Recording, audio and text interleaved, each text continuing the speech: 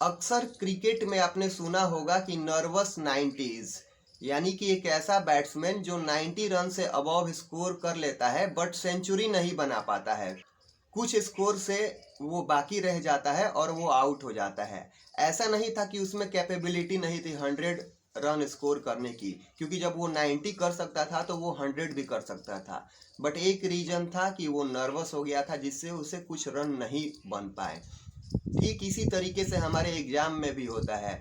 बहुत सारे एस्पिरेंट का प्रिपरेशन काफ़ी अच्छा होता है, वो एग्ज़ाम में अच्छा कर सकते हैं, लेकिन इनके बावजूद भी वो एग्ज़ाम में नर्वस हो जाते हैं, पैनिक हो जाते हैं और घबरा जाते हैं। और अच्छी प्रिपरेशन होने के बावजूद भी वो अपने एग्ज़ाम में अच्छा नहीं कर पाते हैं। इसके क्या कारण है और इसका क्या पॉसिबल सॉल्यूशन है, आज के इस वीडियो में बात करेंगे। हेलो एवरीवन, मैं ब्रजेश श्रीवास्तव एक्सपर्ट स्टडी पर आपका वेलकम करता हूं। इस चैनल पे मैं बहुत ही वैल्यूएबल और इन्फॉर्मेटिव वीडियो अपलोड करते रहता हूं, जो कि आपको आपके एग्ज़ाम प्रिपरेशन में आपको काफ़ी हेल्प करते हैं। और आप जब भी सब्सक्राइब करते हो तो हमें एक प्रोत्साहन मिलता है, इंकरेजमेंट मिलता है कि और भी ज़्यादा से ज़्यादा वैल्यूएबल कंटेंट अपलोड किया जाए। तो आप पहली बार इस चैनल पे आए हो तो सब्सक्राइब जरूर कर देना। एग्जाम में नर्वस होने के बहुत सारे कारण हो सकते हैं, लेकिन उनमें कुछ कारण को मैं आपको एक्सप्लेन करूंगा और इसके क्या पॉसिबल सॉल्यूशन हो सकते हैं उस पर भी बात करूंगा। तो बहुत सारे एस्पिरेंट अपने एग्जाम को लेकर के अपने मन में अतिशयोक्ति बना लेते हैं कि मैं इस एग्जाम को क्रैक करूंगा ही करूंगा, या फिर वो अपने एग्जाम के बारे में बहुत ज़्यादा सोचने लगते हैं, या फिर एग्ज़ाम के ठीक पहले 1-2 दिन पहले वो बहुत ज़्यादा पढ़ने लगते हैं, जिनसे उनका प्रॉपर स्लीप नहीं हो पाता है।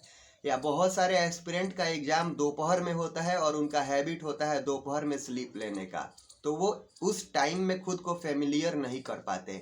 या और भी बहुत सारे कारण हो सकते हैं। लेकिन जब भी कोई एस्पिरेंट एग्ज़ाम देने जाता है तो मान लेते हैं कि उसके सामने एक क्वेश्चन आया जो उससे नहीं सॉल्व हो पाया, फिर दूसरा क्वेश्चन आया और उससे नहीं सॉल्व हो पाया, और तीसरा क्वेश्चन आया और उससे सॉल्व नहीं हो पाया। तो हमारा दिमाग फ्रैक्शन ऑफ सेकेंड में काम करता है।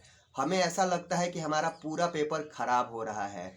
ऐसी सिचुएशन में वो एस्पिरेंट घबरा जाता है, पैनिक हो जाता है, उसे कुछ समझ में नहीं आता है कि अब क्या करे। उसे लगता है कि पूरा पेपर खराब हो गया, जबकि ये रियलिटी ये है कि अभी सिर्फ 2-3 मिनट ही बीते हैं, 5 मिनट ही बीता है। पूरे 60 मिनट के पेपर में 5 मिनट ही बीता है, और 5 मिनट में ये कैसे डिसाइड हो गया कि पेपर खराब हो रहा है? क्योंकि वो जो क्वेश्चन आपको मिला था वो क्वेश्चन सभी एस्पिरेंट को मिला होगा और वो क्वेश्चन उनसे नहीं बना होगा, क्योंकि जब आपने अच्छे से प्रिपरेशन करी है, आपका प्रिपरेशन अच्छा है, जो क्वेश्चन आपसे छूट रहा है, जिसमें जो आप सॉल्व नहीं कर पा रहे हो, तो मोस्ट ऑफ द कैंडिडेट उस क्वेश्चन में स्टक कर रहे होंगे, उनसे नहीं बन पा रहा होगा। तो वो क्वेश्चन रिजल्ट डिसाइड नहीं करेगा, क्योंकि जब वैसा question most of the aspirant जब स्किप करेंगे तो उस क्वेश्चन से रिजल्ट डिसाइड होता ही नहीं है।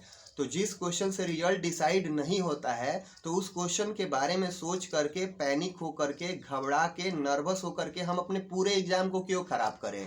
याद रहे कि किसी भी एग्जाम में 100 मार्क्स का पेपर है तो 100 में 100 पे रिजल्ट नहीं आता है। यानी कि कुछ सवाल स्किप करने वाले भी होते हैं, कुछ सवाल छोड़ने वाले भी होते हैं। जब हमें पता है कि वो सवाल छोड़ने वाला था, स्किप करने वाला था, और वैसे सवालों में हम अपना वैल्यूएबल टाइम दे करके नर्वस हो गए, पैनिक हो गए, घबरा गए, और जब घबरा गए तो आगे कोई आसान सवाल भी मिलता है तो वो सवाल भी हमसे नहीं बन पाता है, क्योंकि पिछले सवाल का प्रेशर हम पे होता है और हम घबराए हुए होते हैं, नर्वस रहते हैं, जिसके कारण वो आसान सवाल भी हमसे छूटने लगता है, गलत होने लगता है। एक सिंपल मल्टीप्लिकेशन का ही आप देखिएगा तो बहुत सारे एस्पिरेंट मल्टीप्लिकेशन विदाउट पेन कर पाते हैं, लेकिन वो इतना नर्वस हो जाते हैं कि उनको मल्टीप्लिकेशन करने के लिए भी पेन उठाना पड़ता है, छोटे छोटे एडिशन करने के लिए भी पेन उठाना पड़ता है। ऐसा लगता है कि मानो किसी ने पेन को पकड़ लिया है, पेन चल ही नहीं पा रहा है। और ये सारा चीज फ्रैक्शन ऑफ सेकंड में होता है, कुछ ही सेकंड में, कुछ ही मिनट में आपको लगेगा कि पूरा पेपर खराब हो गया, लेकिन ऐसा नहीं है। पेपर 60 मिनट का होता है और वो 60 मिनट सबको इक्वली मिला है, और जो भी एस्पिरेंट उस 60 मिनट में अपना टेम्परामेंट बना के, बिना रिजल्ट की परवाह किए, बिना पैनिक हुए, बिना नर्वस हुए, बिना घबराए अच्छे से पेपर को दे देता है, यानी कि वो एग्जाम में डेफिनेटली अच्छा कर पाएगा, क्योंकि वो तो बिल्कुल रिलैक्स है, काम है और कॉन्फिडेंट है। आप ध्यान से सोचिएगा कि एक ऐसा एस्पिरेंट जो अपने एग्जाम में नर्वस है, पैनिक है, घबराया हुआ है, वो अच्छा करेगा, या फिर वो जो बिल्कुल काम है, रिलैक्स है, कॉन्फिडेंट है और उसको रिजल्ट की परवाह है ही नहीं, वो अच्छा करेगा। आई थिंक कि आपको आंसर मिल गया होगा। लेकिन बहुत सारे एस्पिरेंट पेपर देने जाते हैं और घर पे आते हैं तो उनके मुंह से सिर्फ एक ही शब्द निकलता है कि अच्छा ये क्वेश्चन मेरे से कैसे छूट गया, ये तो आ रहा था, ये सवाल तो मेरे से बन जाना चाहिए था, अरे ये इसका तो फॉर्मूला मेरे को पता था, ये कैसे गलत हो पाया। कुछ एस्पिरेंट तो ये भी बोलते हैं कि अच्छा ये भी सवाल पेपर में आया था क्या। यानी कि बहुत सारे कारण हो सकते हैं, लेकिन आप अपने एग्जाम में रिजल्ट की परवाह किए बिना कॉन्फिडेंट होकर के अच्छे से पेपर देते हैं। यानी कि वो सभी सवाल आपके दिमाग से होकर के गुजरते हैं, उनमें कुछ सवाल आपसे स्किप होंगे, ज़्यादातर सवाल बन जाएंगे, तो आप एग्ज़ाम में अच्छा कर पाइएगा। क्योंकि एग्ज़ाम में कुछ क्वेश्चन छोड़ने वाले भी होते हैं, 100 में 100 पे रिजल्ट नहीं आता है।